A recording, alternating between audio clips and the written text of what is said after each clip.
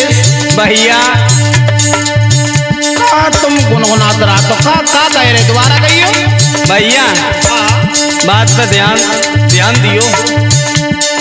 त्रेता से युग में घटना घटी, एक मैया को ब्याह लौआ की छठी।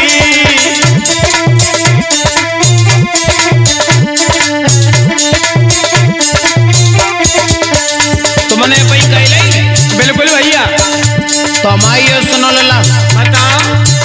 हमने भी सुनी तुम सबने सुनी, रावण की मति बेटा कठिन कटी।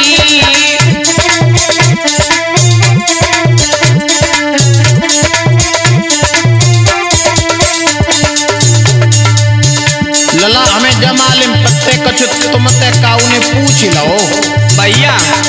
पूछ का लो, बताए दे। हाँ बोलो। हम ये पूछे जा रहे, हमारे कहने को मतलब ये है कि एक मैया के पुत्र जनो, और जो पुत्र मैया को रहे 22 दिन पुत्र की छठी, और 22 दिन बाके माँ को ब्याह यानी शादी। ऐसो कैसे भो लला? करेल तो एटा तक बज के आता हो, तो प्रश्न करो तुमने एक उत्तर दी दोए। यही तो चाहते तुम्हारा कहवे को मतलब जय है, मैया को ब्याह बेटा की छठी कहो विधाता कैसी रची। पहला तुम्हारा इस शब्द का अर्थ ये है, उद्यालक मुनि और चंद्रकला के ऊपर, जो चंद्रकला जो थी महाराज दशरथ की बहन थी। किनकी? महाराज दशरथ की। अच्छा। हाँ तो लला ये चंद्रकला जो थी, एक बार स्नान कर रही थी नदी में, और उसी नदी में उद्यालक मुनि स्नान कर रहे थे।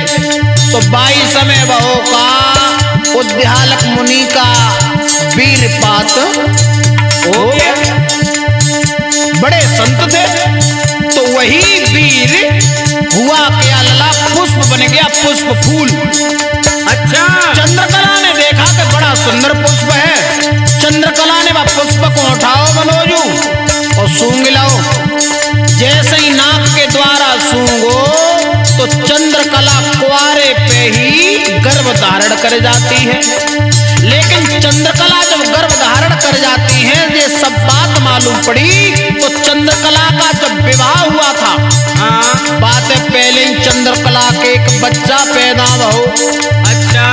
चंद्रकला ने ये कहा, अरे पापी, तू जिस द्वार के द्वारा मेरे उदर में प्रवेश किया है, उसी द्वार के द्वारा अब बाहर निकल के आ। तो वही बच्चा नाक के द्वारा चंद्रकला के पैदा हुआ, तो उसी बच्चे का नाम रखा गया नासकेतु।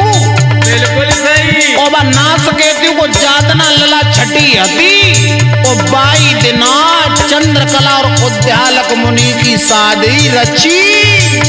लला भैया, एक तो ये प्रश्न हो गया तुम्हारा उत्तर। अब दूसरा सुनो।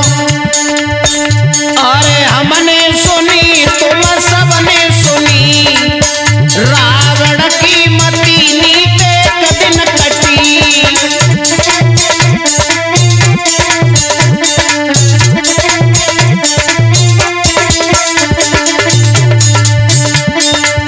लला एक दिन की बात रहे, अब कहानी दूसरी पे ध्यान दो। बताओ। एक बार रावण जंगल में भ्रमण करने के लिए आया। अच्छा। तो रावण ने दूर से ही देखा कि कुछ संत बनी में तपस्या कर रहे हैं। कैसे?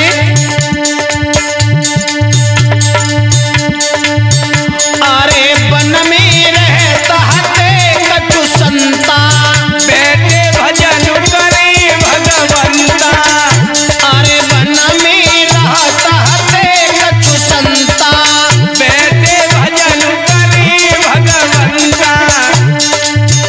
अरे वन में रहता है कछु संता, बैठे भजन करे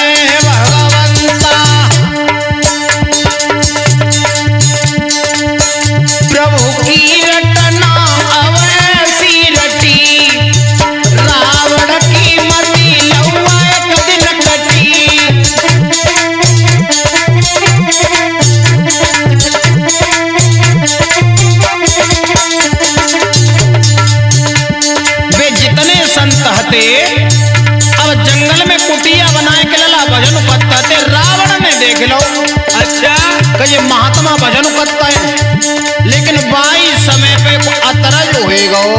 कौन सा? महात्मा न कौन लगी भूख। आओ तो अब महात्मा ने खीर बनाए हुए काजे दूध दर्दा हो तो काहे पे बोलो? चूल्हे पे। हाँ चूल्हे पे। अब आई बात। अच्छा हूँ करा देते रहो तो हम सुनाते रहे। बिल्कुल बिल्कुल भैया। अरे तचिवे दूध संतने धारो, बामे गिर गाँव बिसियर कारो। अरे तचिवे दूध संतने धारो, बामे गिर गाँव बिसियर कारो। लला भैया जब दूध दो तो बात दूध में एक सर्प गिरेगा। दूध में? दूध में तो अकेलो सर्प ही ना गिरो। तो सुनो बताए देव। अरे तचिवे दूध संतने धारो, बामे गिर गो बिसियर कारो। लला भैया बिसियर को देखी फिरी, बिसियर को देखी मिड़ुकिया गिरी, रावण की लला मति वही दिन कटी।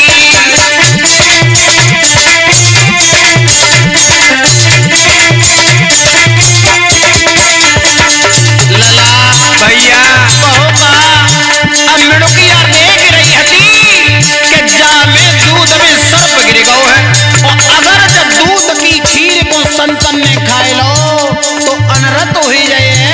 तो अब मिड़ुकिया जो हती भगवान की बड़ी भक्त है, तो संतन की जान बचाए वे काजे अपनी जान दे गई। बिसियर को देखी मिड़ुकिया गिरी, रावण की मति लौआ बाई दिन कटी।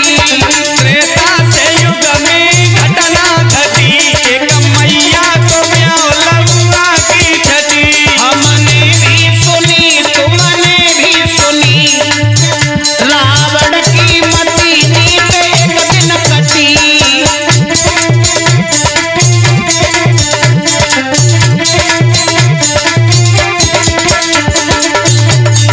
अब होगा जब संतन ने वह दूध की पतीली को उतारो तो का देखो कब्बा में एक सर्प की पांजर मिली, और बाई के संग एक मिड़ुकिया और देखी मेढ़की। हाँ जानते तो ही आई जो बरसात में टर मचावे। एक तो बहु होते, हाँ एक और होते मेढ़की। कौन सी? फिर बताइए तुम्हें। अच्छा हाँ हाँ चलो ठीक है। सुनो संतन ने देखी कि आखिर ये सर्प तो गिरी गो, लेकिन जब मेढ़की काय के लिए गिरी, तो संतन ने दिव्य दृष्टि से देखा तो वे समझ गए कि जब मेढ़किया ने पर स्वार्थ में अपनी जान को गवा दिया। तो अब देखो संतों का तो हृदय बड़ा कोमल होता है। बिल्कुल। तो संतों ने वह मेढ़किया लला का बनाओ बताएं कि